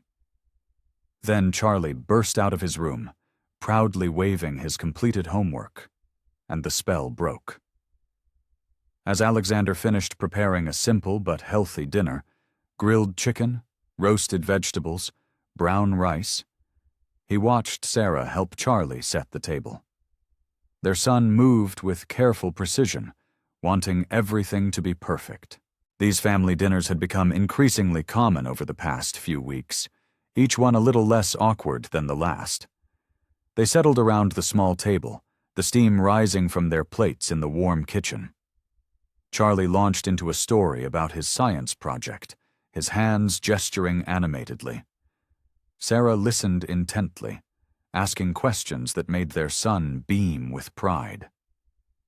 Alexander found himself mesmerized by their easy interaction, the years of practice evident in their comfortable rapport. Sarah caught his eye across the table, and for once there was no guardedness in her expression. Instead, there was a quiet acknowledgement of how far they'd come, of the peace they'd found in these simple moments together. It wasn't perfect, but it was real. It was healing. Charlie continued chattering, oblivious to the silent exchange between his parents. The evening light filtered through the kitchen window, casting a golden glow over their modest dinner table. In that moment, Alexander understood that true wealth had nothing to do with money. It was right here, in this small apartment, sharing a meal with the family he'd almost lost forever. Sarah stood by the window of her apartment, watching the autumn leaves dance in the breeze. The morning sunlight caught the golden and red hues, creating a warm glow that matched how she felt inside. 4 weeks of treatment had brought significant changes, not just to her health, but to her life in unexpected ways. "Tea?" Alexander's voice came from behind her. He held out a steaming mug, the aroma of chamomile filling the air. "Thanks," she said, accepting it with both hands. These morning visits had become routine after he dropped Charlie off at school. At first they'd been awkward, filled with stilted conversation and long silences. But gradually, the walls between them had started to crumble. "You're looking better," he observed, leaning against the windowsill beside her. "The color's back in your cheeks." Sarah touched her face self-consciously. "The doctor says my blood count is almost normal now." "That's wonderful news." His smile was genuine, lacking the forced quality it had held in the beginning. She took a sip of tea, remembering how he used to make it for her years ago. "You still remember how I like it? Just a touch of honey?" "Some things you don't forget," he replied softly. The morning light caught his profile, and Sarah noticed the silver threading through his dark hair at the temples. Time had changed them both, but somehow it felt right that they were here now, sharing this quiet moment. "Remember that tiny apartment we had when we first got married?" she asked, surprising herself with the question. Alexander chuckled. "That place was barely bigger than a closet. The kitchen sink leaked constantly." "And you tried to fix it yourself," Sarah added, a laugh bubbling up. "Ended up flooding the whole kitchen." "Hey, I saved us $50 on a plumber," he protested, but his eyes crinkled with amusement. "It cost us $300 in water damage." They both laughed, the sound filling the apartment with warmth. It felt good to remember those early days, without the bitter edge that had tainted them for so long. "We were happy then," Alexander said quietly, "before I let everything else become more important." Sarah nodded, not wanting to dive too deep into those painful memories. "We were young. We both made mistakes." Charlie's artwork caught her eye, a family drawing posted on the fridge. 3 stick figures holding hands, all wearing big smiles. Their son had never given up hope that his parents would find their way back to being friends. "Speaking of young," Alexander said, clearing his throat, "my sister's hosting a family barbecue this weekend. Nothing fancy, just casual backyard stuff. Charlie's already excited about it." Sarah tensed slightly, knowing where this was heading. "Would you like to come?" he asked, his voice careful, neutral. "No pressure. Just thought it might be nice for Charlie to have both his parents there." She wrapped her fingers tighter around the warm mug, considering. A month ago, she would have refused immediately. The thought of facing Alexander's family, of being scrutinized and judged, would have been too much. But things were different now. "Your sister, she still makes those amazing chocolate chip cookies?" Sarah asked, remembering the family gatherings from years ago. "Nobody's managed to replicate her recipe yet," Alexander confirmed, hope creeping into his voice. Sarah took another sip of tea, thinking about Charlie's face if she said yes, about how much progress they'd made, about how sometimes moving forward meant being brave enough to face the past. "Okay," she said finally. "I'll come, but I'm bringing my potato salad." Alexander's face lit up. "The one with the secret ingredient you never told anyone about? That's the one." "Deal," he said, and the smile they shared felt like a bridge spanning the years between who they were and who they'd become. Sarah turned back to the window, watching the leaves continue their dance. The tea warmed her hands, and Alexander's presence beside her felt comfortable now, like an old sweater you rediscover in the back of your closet. Sometimes, she was learning, the best way forward was through the past, not dwelling in it, but acknowledging it, learning from it, and then letting it go. The afternoon sun cast long shadows across Alexander's sister's backyard. Children's laughter rang out from the play area where Charlie and his cousins were engaged in an enthusiastic game of tag. Sarah stood near the edge of the patio, watching them with a soft smile, her potato salad bowl now empty beside the other dishes on the buffet table. Alexander approached carefully, 2 glasses of lemonade in hand. "Thought you might be thirsty," he offered, extending one to her. "Thanks." Sarah accepted the glass, her fingers brushing against his momentarily. "Charlie seems to be having the time of his life." "He is, though I suspect the 3 ice cream sandwiches might have something to do with his energy level." Alexander's tone was light, teasing. Sarah laughed softly. "Some things never change. You used to sneak me extra desserts at these family gatherings, too." They fell into a comfortable silence, watching their son dart between the trees. The tension that had marked their earlier interactions had mellowed into something gentler, more contemplative. "I've been thinking," Alexander said finally, his voice low enough that only she could hear, "about everything that happened, about how I let my ambitions blind me to what really mattered."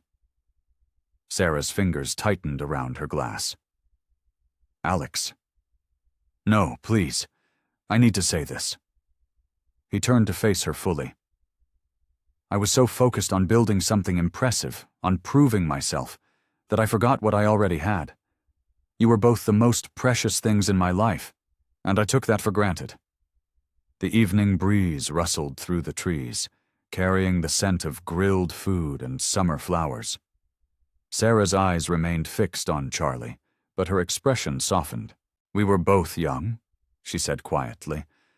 "I was probably too proud, too stubborn to ask for help when things got tough after you left. I wanted to prove I could make it on my own. And you did." Alexander's voice held admiration. "You raised our son to be kind, thoughtful, and resilient. He gets that from you." Sarah finally looked at him, really looked at him. The years had added lines around his eyes, a touch of gray at his temples, but his gaze held the same warmth she remembered from their early days together. "You know what Charlie asked me the other day?" she said. "He asked if I ever regretted telling him about you, if maybe it would have been easier to just let him believe you didn't exist." Alexander's breath caught. "What did you tell him?" "I told him the truth, that despite everything that happened between us, he deserved to know his father, that people can make mistakes and still be worthy of love and forgiveness." The words hung between them, heavy with meaning.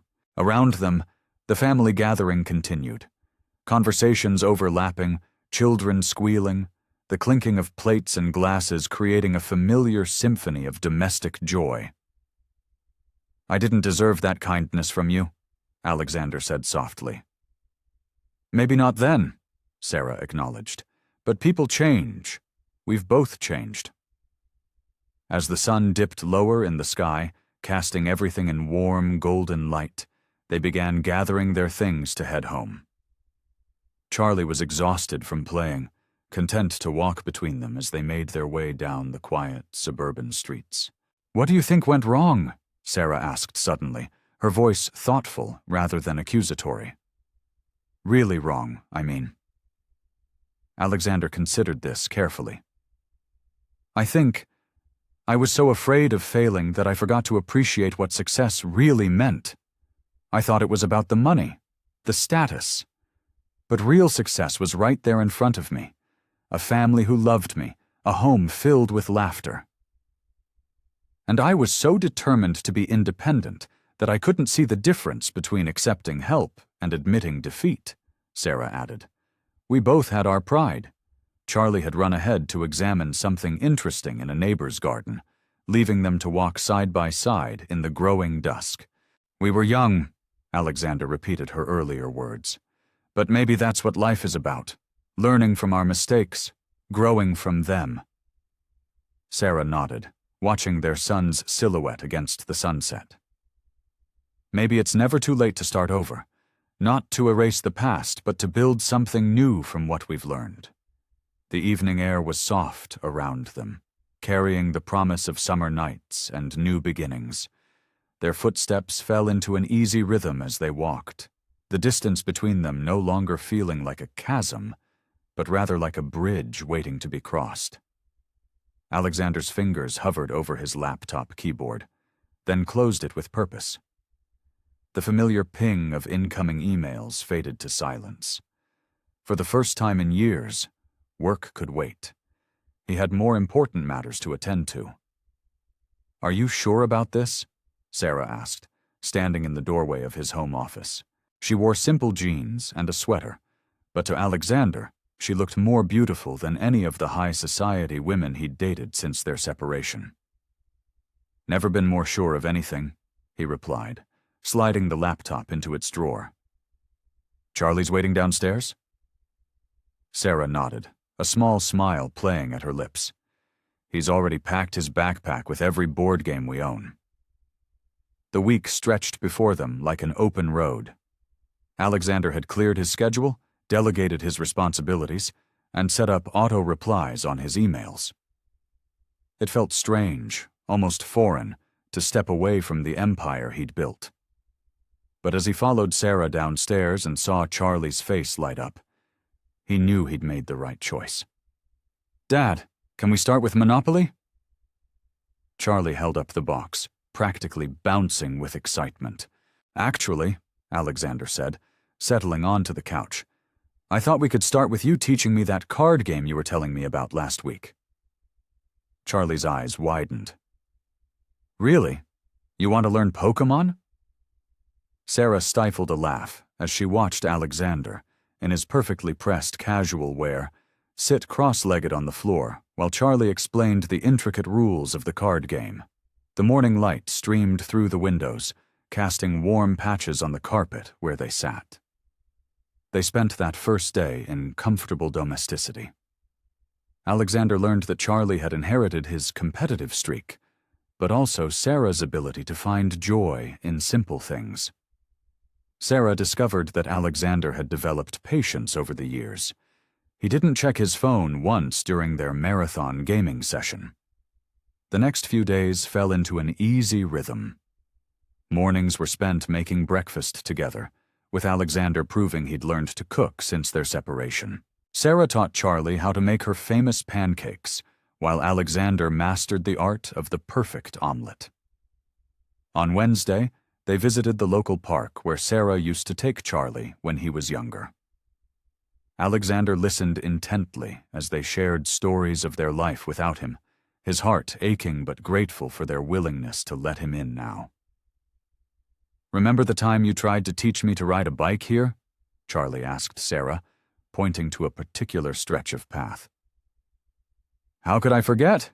You were so determined to do it without training wheels," Sarah laughed, then glanced at Alexander. "He gets that stubborn streak from both of us, I'm afraid." As the week progressed, the walls between them continued to soften. They shared meals without awkwardness, played games without tension, and gradually began to feel like a family again. Alexander found himself studying Sarah when she wasn't looking, noticing how she'd changed, and yet remained essentially the same woman he'd fallen in love with years ago. On Friday morning, Alexander suggested a spontaneous trip to the countryside. "There's a little cottage I know, about 2 hours from here. It's peaceful, away from everything." Sarah hesitated, but Charlie's enthusiastic, "Please, Mom," wore down her resistance. They packed light and set off in Alexander's car, Charlie chattering excitedly from the back seat about the possibility of seeing wild animals. The city gradually gave way to rolling hills and open fields, and Sarah visibly relaxed as they left the urban sprawl behind. The cottage turned out to be a charming stone building nestled among old oak trees. A small stream burbled nearby, and wildflowers dotted the surrounding meadow. It was simple, but beautiful. Exactly what they needed. "This is perfect," Sarah breathed, taking in the scenery. She turned to Alexander with genuine warmth in her eyes. "Thank you." Charlie had already dropped his backpack and was exploring the grounds, his excited voice carrying back to them as he discovered a family of rabbits near the stream.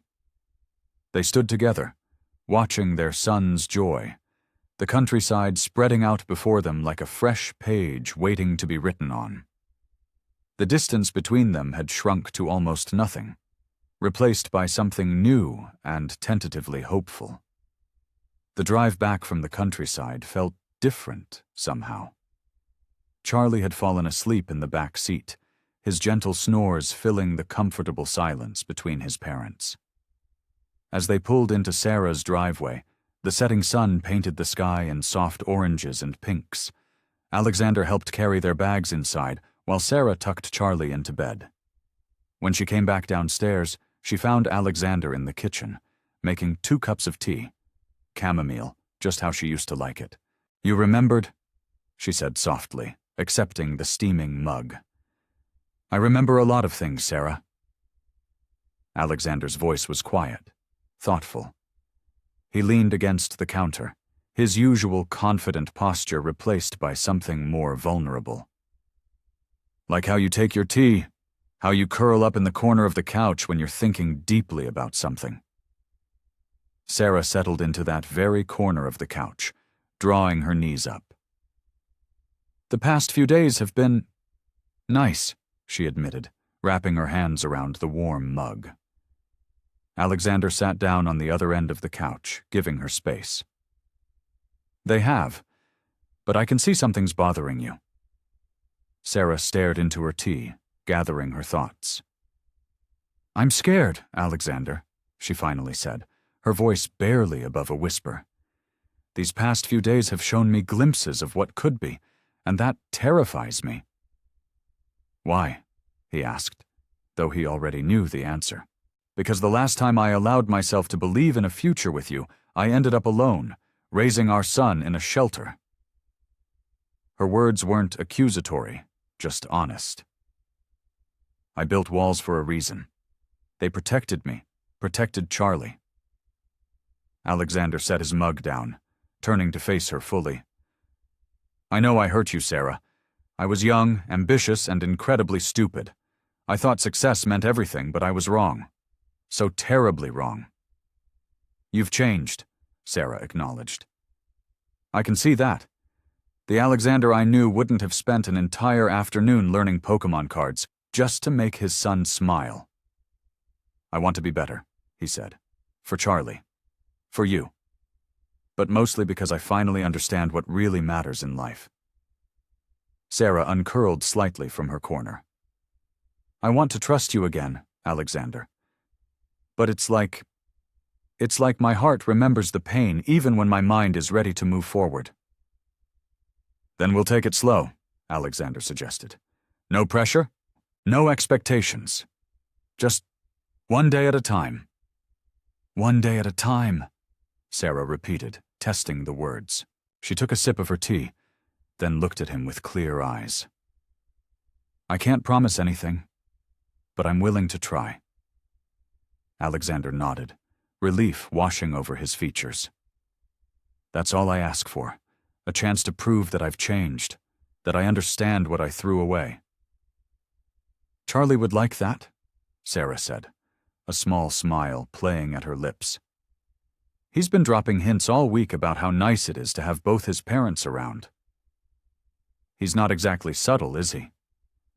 "Gets that from you. Sarah chuckled, then grew serious again. We need to be careful, though. For his sake. If this, whatever this is, doesn't work out, I don't want him hurt. I agree completely, Alexander said. We take things slow. Focus on being good parents first. Everything else can develop naturally, if it's meant to. Sarah nodded, feeling some of the tension leave her shoulders. No grand gestures, no rushing, just normal, everyday moments. Like this week. Like this week, Alexander agreed. He hesitated, then added, Thank you, Sarah, for being willing to give me another chance. I know I don't deserve it. Maybe it's not about deserving, Sarah mused. Maybe it's about choosing to believe that people can change, that the future doesn't have to be defined by the past. They sat in comfortable silence, finishing their tea as the last rays of sunlight faded from the windows. The weight of their conversation hung in the air, but it wasn't heavy anymore. Instead, it felt like the clearing of storm clouds, revealing the possibility of better weather ahead. The autumn breeze rustled through the trees as Alexander helped Charlie with his math homework at the kitchen table. Sarah stood at the counter, preparing dinner, the familiar scent of her signature lasagna filling the air. These evening routines had become more frequent over the past few weeks, with Alexander spending most nights at their modest home rather than his penthouse apartment. Dad, I think I get it now, Charlie said, his face lighting up as he solved another equation. Can we play that new board game after dinner? Sarah glanced over her shoulder, a soft smile playing on her lips as she watched them. The sight of father and son bonding over homework had become wonderfully ordinary. Alexander caught her eye and returned the smile, his heart warming at how natural this all felt. Of course, buddy. But first, let's help your mom set the table. Alexander started gathering Charlie's school supplies, tucking them neatly into his backpack. As they moved around the kitchen, setting plates and silverware, their movements were synchronized, like a family that had been doing this dance for years instead of months. Charlie chattered about his day at school, while Sarah and Alexander exchanged knowing looks over his animated stories. After dinner, true to his word, Alexander set up the board game on the coffee table. Sarah curled up in her favorite corner of the couch, watching as father and son engaged in playful competition. The evening light filtered through the windows, casting a warm glow over their domestic scene. You're getting really good at this, Charlie, Alexander praised, as his son made a particularly strategic move. Been practicing with your mom? Yeah, but she always lets me win, Charlie said with a grin, causing Sarah to protest with mock indignation. I do not. You're just naturally talented, she defended, throwing a small pillow at him. The easy laughter that followed felt like healing, like pieces of a long, broken puzzle finally fitting back together. As the game wound down and Charlie's bedtime approached, Alexander helped him get ready for bed, while Sarah cleaned up downstairs. Later, after Charlie was asleep, Alexander and Sarah sat on the front porch swing, something they'd started doing regularly. The night air was cool, and Sarah had wrapped herself in a soft blanket. I've been thinking, Alexander began, his voice quiet but sure. This arrangement we have, me staying here most nights, going back to the apartment just to change clothes, it feels unnecessary. Sarah turned to look at him, her expression thoughtful. What are you suggesting? I want to come home, Sarah. Properly home, if you and Charlie are ready for that. Sarah was quiet for a moment, considering. The past few months had shown her a different Alexander, one who attended parent-teacher conferences, who knew Charlie's favorite breakfast cereals, who remembered to buy her favorite brand of coffee without being asked. Charlie would love that, she said finally, then added with a small smile. And I think I would too. The next morning they told Charlie over breakfast. His face lit up with joy, and he immediately started planning where his father's things would go. "Your suits can go in the spare room closet," he declared, "and your books can go on the empty shelf in the living room." Over the next few days, Alexander gradually moved his belongings into their home. He didn't bring much from his minimalist apartment. This house already had everything that mattered. His clothes found their place in the closet, his toiletries in the bathroom, and his favorite coffee mug joined theirs in the kitchen cabinet. It wasn't just about moving physical items. It was about fully integrating into their daily lives. Alexander adjusted his work schedule to be home for dinner most nights. He learned the morning routine, which cabinet held Charlie's favorite cereal, how Sarah liked the coffee maker set up the night before, which days were recycling days. The transition felt natural, as if the house had been waiting for him all along. Each evening, as they sat together at the dinner table, sharing stories about their day, Alexander felt more and more at home. This wasn't the luxury penthouse he'd once prized so highly, but it was infinitely more valuable. Here, in this modest house with his family, he'd found what he'd been searching for all along, a place where he truly belonged. Alexander stood in the kitchen, carefully arranging chocolate-covered strawberries on a platter while Sarah put the finishing touches on a homemade cake. The sweet aroma of vanilla and chocolate filled their modest home. Through the window, he could see Charlie in the backyard, setting up the string lights they'd bought for this special occasion. "Need any help with that?" Alexander asked, watching Sarah concentrate on writing "Our First Family Celebration" in blue frosting. "I've got it," she replied, her tongue poking out slightly as she focused on making each letter perfect. "Though I still think it's silly to celebrate a 3-month anniversary of you moving in." "Charlie's idea," Alexander reminded her with a smile. "And you know how persuasive he can be." Sarah laughed softly, setting down the frosting tube. "Wonder where he gets that from." "Must be from his mother's side," Alexander teased, earning himself a playful swat with a dish towel. The past 3 months had transformed their lives in ways none of them had expected. The initial awkwardness of sharing space had given way to comfortable routines. Alexander had learned to navigate Sarah's morning grumpiness before coffee, and she'd adjusted to his habit of reading late into the night.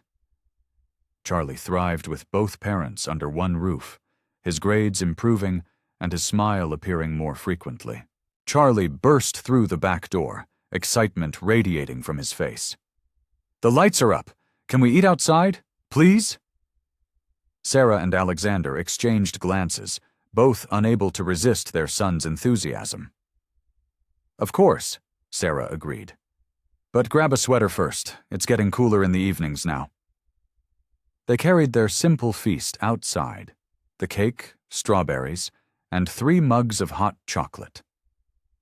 The string lights twinkled above them, creating a magical atmosphere in their small backyard. Charlie had arranged 3 chairs around the old wooden table, proudly showing off his decorating skills. "This is perfect, buddy," Alexander said, ruffling Charlie's hair as they sat down. "You did a great job with the lights." Charlie beamed at the praise, then grew serious. "I wanted to make it special because we're finally a real family now." Sarah's eyes grew misty as she reached for her son's hand. "We've always been a family, sweetheart. We just needed some time to find our way back together." Alexander felt a lump form in his throat.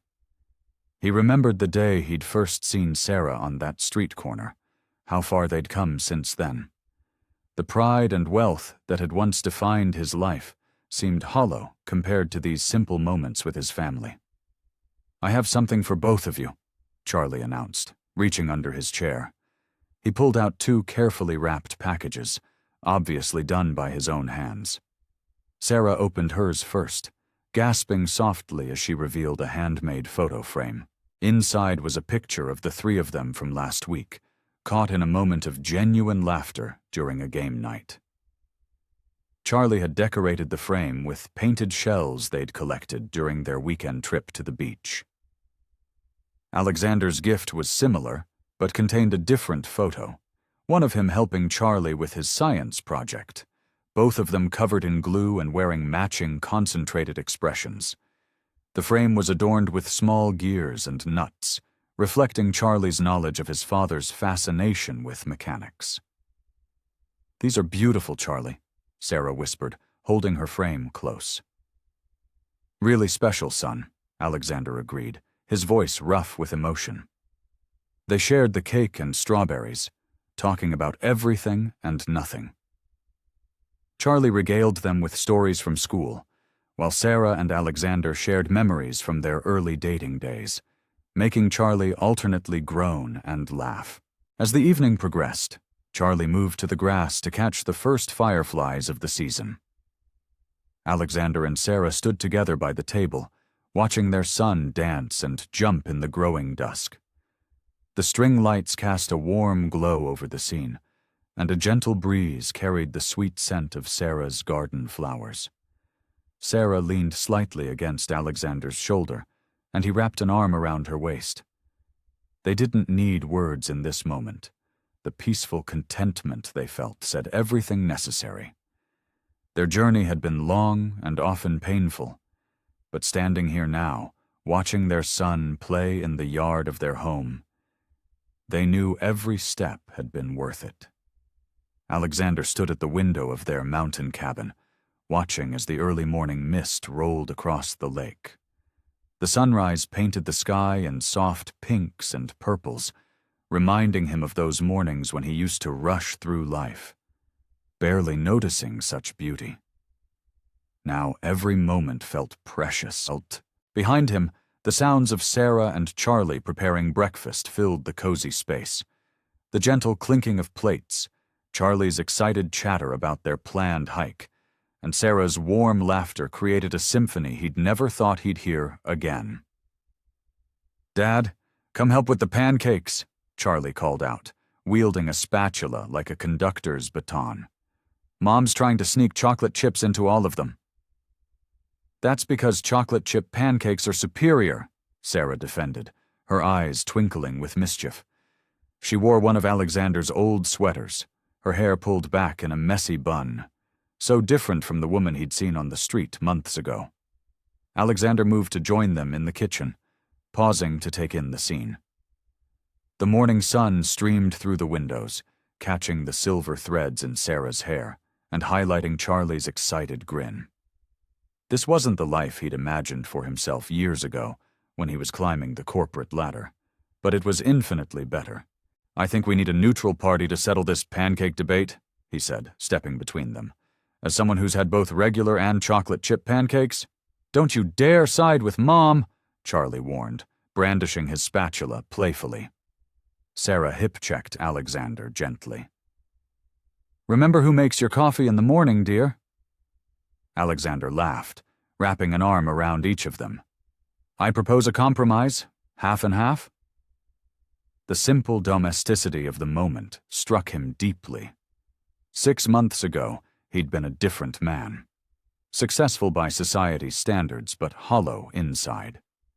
Now, helping Charlie flip pancakes while Sarah pretended to sneak more chocolate chips into the batter, he felt truly wealthy for the first time. "We should take a picture here," Charlie suggested suddenly, looking around the sun-drenched kitchen. "For the family album." The family album had been Charlie's idea, a way to document their new beginning. What started as a few photos had grown into a collection of memories. Their first family dinner, weekend trips to the park, Charlie's science fair victory, Sarah's garden in full bloom. Sarah retrieved the camera while Alexander and Charlie quickly plated the pancakes. They huddled together near the window, morning light washing over them. Charlie insisted on holding his spatula, making Sarah laugh as she set up the timer. "Okay, everyone say chocolate chips," Sarah called, rushing to join them. The camera clicked, capturing their genuine smiles and easy affection. Alexander knew this photo would join the others in their album, another piece of evidence that second chances were possible, that love could heal old wounds. "Now let's eat before these get cold," Sarah announced, leading them to the table. They settled into their seats, passing syrup and butter, their conversation flowing naturally. Alexander watched as Charlie regaled them with his plans for the day's hike, complete with elaborate hand gestures. Sarah caught his eye across the table, her smile soft and knowing.